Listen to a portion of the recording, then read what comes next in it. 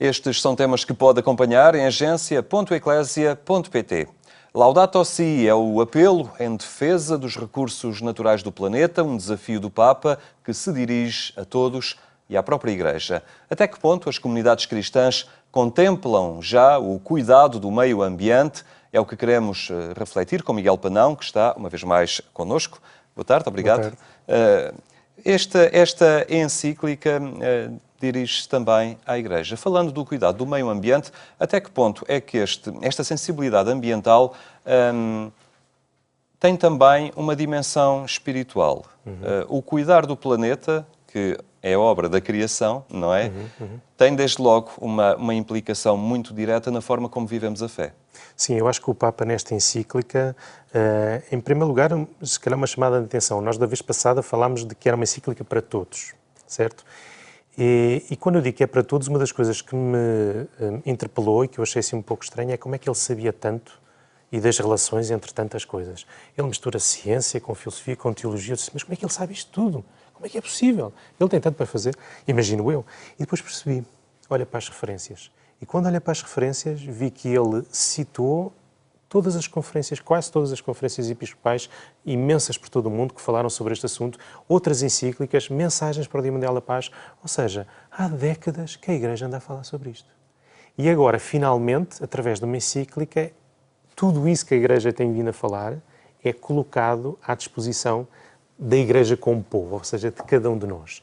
E por isso, uma das coisas que eu acho que é extremamente importante nesta encíclica é que ela vem trazer uma dimensão litúrgica à nossa vida e ao relacionamento com o meio ambiente. Porque se há uma vocação, ou aquilo que Deus nos chama a cada um de nós, é a três vertentes. A primeira é um relacionamento com Deus, é óbvio. Mas depois um relacionamento com o outro. E menos óbvio, sim, um relacionamento com o mundo natural. E o Papa chama a atenção para a importância destas três relações. Por isso, eu acho que para a Igreja esta encíclica tem essa dimensão, traz uma dimensão litúrgica para a nossa vida espiritual, o que é muito importante. E desde logo olha-se a criação como um dom, um ato de amor de Deus em relação ao homem. Ele dá-lhe a terra, crescei, multiplicai-vos, dominai a terra, no bom sentido. E logo há aqui uma obrigação também de saber utilizar este dom que Deus põe à disposição do homem. Sim, mas por uma razão muito simples e eu diria bastante profunda, que é o seguinte: quando Deus cria, e a criação é-nos dada, digamos assim, quando eu digo que é-nos dada, eu tenho assim um certo receio. Porquê? Porque uma das coisas que o Papa chama a atenção nesta encíclica é que nós somos terra. Nós somos também natureza. Não estamos à parte da natureza, mas fazemos parte da natureza. E isso traz logo uma dimensão diferente. A segunda é, e que eu acho muito interessante esta ideia, é que o universo, não só a Terra, mas o universo todo, onde a Terra se inclui, é uma forma de Deus nos falar. Portanto, qualquer dano que nós geramos a essa criação é como se estivéssemos a impedir que Deus nos falasse.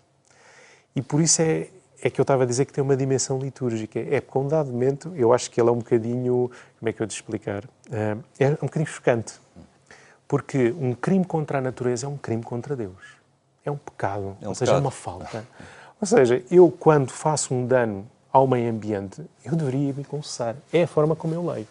Ou pelo menos levada às últimas consequências.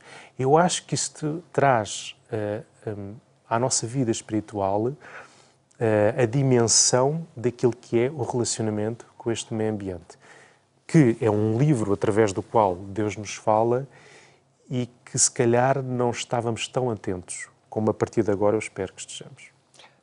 Então, uma vez mais, os crentes são interpelados à partilha, a renunciar à avidez, avidez desenfreada pelos recursos naturais, mas a utilizá-los na medida das suas necessidades e não numa dimensão de assambarcar, ou de posse, ou de consumismo desenfreado. Exatamente. É o que tu dizes. Repara, as implicações práticas são evidentes.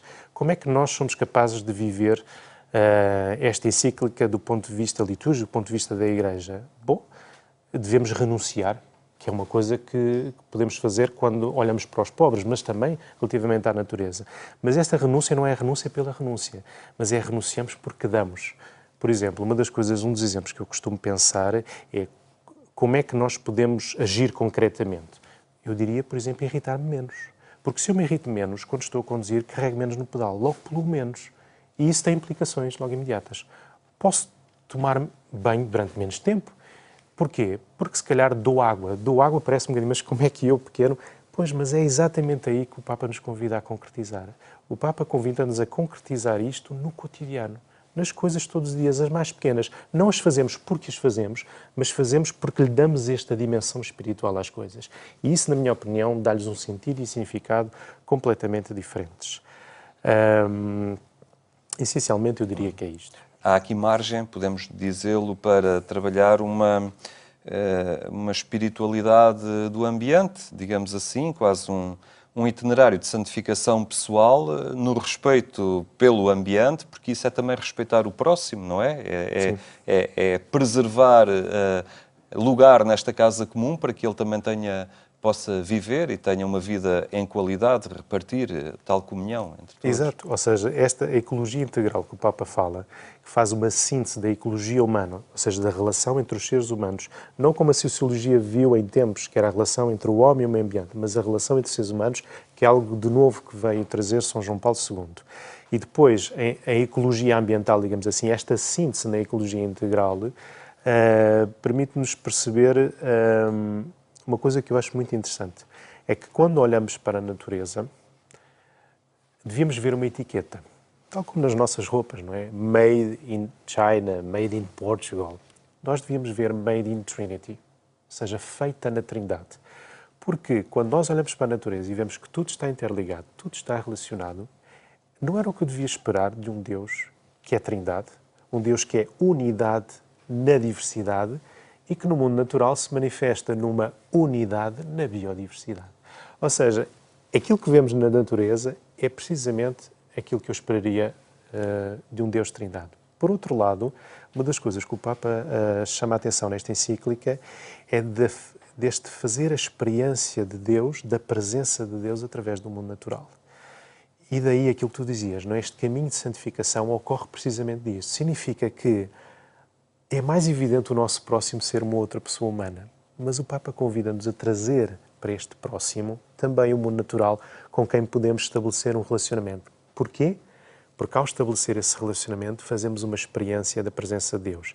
E é depois a presença de Deus no mundo natural que faz desse mundo natural um outro com quem eu me posso relacionar, com quem eu me posso amar. Isto não tem nenhum romanticismo. É simplesmente fazermos uma experiência diferente de unidade que se calhar antes era mais fácil com os seres humanos, mas que agora fazemos também como natural. E eu acho que isto dá uma dimensão muito maior à nossa vida e também a uma santificação pessoal, mas coletiva. E, ou seja, em termos de igreja, dá-nos uma identidade muito mais coletiva do que se calhar anteriormente poderíamos pensar. E eu acho que isso traz uma dimensão nova ao nosso caminho espiritual.